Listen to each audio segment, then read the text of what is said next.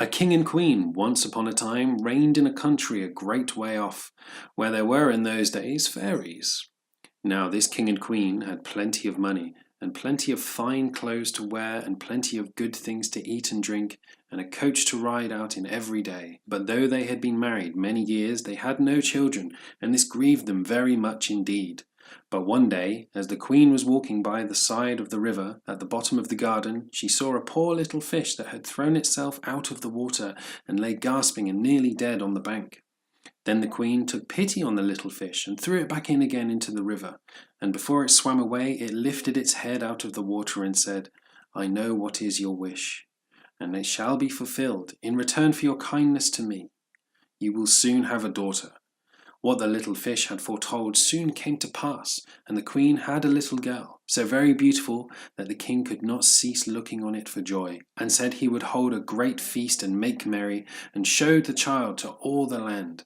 So he asked his kinsmen and nobles and friends and neighbours, but the queen said, "I will have the fairies also, that they might be kind and good to our little daughter." Now there were 13 fairies in the kingdom, but as the king and queen had only 12 golden dishes for them to eat out of, they were forced to leave out one of the fairies without asking her. So 12 fairies came, each with a high red cap on her head, and red shoes with high heels on her feet, and a long white wand in her hand. And after the feast was over, they gathered round in a ring and gave all their best gifts to the little princess. One gave her goodness, another beauty, another riches, and so on until she had all that was good in the world.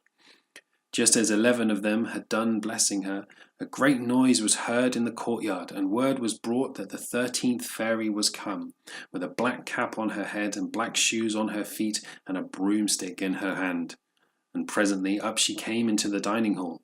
Now, as she had not been asked to feast, she was very angry, and scolded the king and the queen very much, and set to work to take her revenge. "So," she cried out, "the king's daughter shall, in her 15th year, be wounded by a spindle and fall down dead." Then the 12th of the friendly fairies, who had not yet given her gift, came forward and said that the evil must be fulfilled, but that she could soften its mischief. So her gift was that the king's daughter, when the spindle wounded her, should not really die, but only fall asleep for 100 years. However, the king hoped still to save his dear child altogether from the threatened evil, so he ordered that all the spindles in the kingdom should be bought up and burnt. But all the gifts of the first 11 fairies were in the meantime fulfilled, for the princess was so beautiful and well behaved and good and wise that everyone who knew her loved her. It happened that, on the very day she was 15 years old, the king and queen were not at home, and she was left alone in the palace. So she roved about by herself, and looked at all the rooms and chambers, until at last she came to an old tower, to which there was a narrow staircase ending with a little door. In the door there was a golden key, and when she turned it, the door sprang open, and there sat an old lady spinning away very busily. "Why, how now, good mother?" said the princess.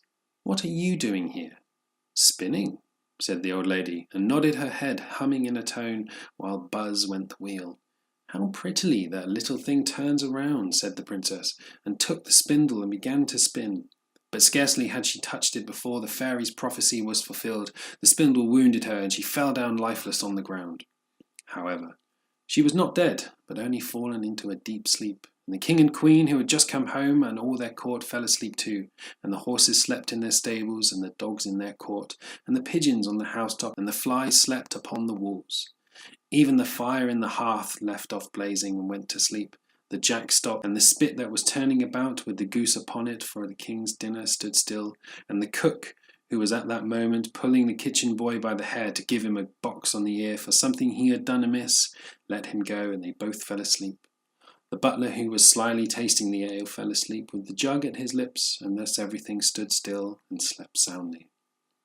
A large hedge of thorns soon grew around the palace, and every year it became higher and thicker, till at last the old palace was surrounded and hidden, so that not even the roof nor the chimneys could be seen. But there went a report through all the land of a beautiful sleeping Briar Rose, for so the king's daughter was called. So that, from time to time, several kings' sons came and tried to break through the thicket into the palace. This, however, none of them could do, for the thorns and the bushes lay hold of them, as it were with hands, and they stuck fast and died wretchedly. After many years there came a king's son into the land, and an old man had told him the story of the thicket of thorns, and how beautiful the palace stood behind it, and how wonderful a princess called Briar Rose lay in it asleep with all her court. He told too how he had heard from his grandfather that many princes had come, tried to break through the thicket, but they had all stuck fast in it and died. Then the young prince said, "All this shall not frighten me. I will go and see this Briar Rose."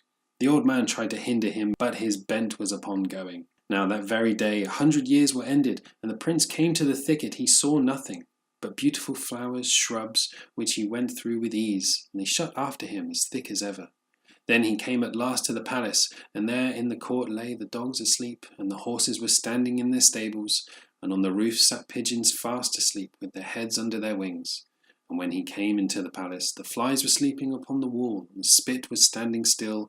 The butcher had the jug of ale at his lips, going to drink a draught. The maid sat with a fowl in her lap, ready to be plucked, and the cook in the kitchen was still holding up her hand, as if she was going to beat the boy.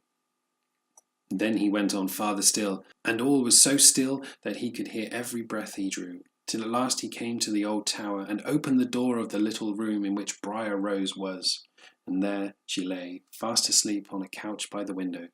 She looked so beautiful that he could not take his eyes off her, so he stooped down and gave her a kiss. But the moment he kissed her, she opened her eyes and awoke, and smiled upon him, and they went out together. And soon the king and queen also awoke, and all the court, and gazed on each other with great wonder. And the horses shook themselves, and the dogs jumped up and barked. The pigeons took their heads from under their wings, and looked about, and flew into the fields. The flies on the wall buzzed again, the fire in the kitchen blazed up, round went the jack, and round went the spit, with the goose for the king's dinner upon it. The butler finished his draught of ale, and the maid went on plucking the fowl, and the cook gave the boy a box on the ear. And then the prince and Briar Rose were married, and the wedding feast was given, and they all lived happily together all their lives long.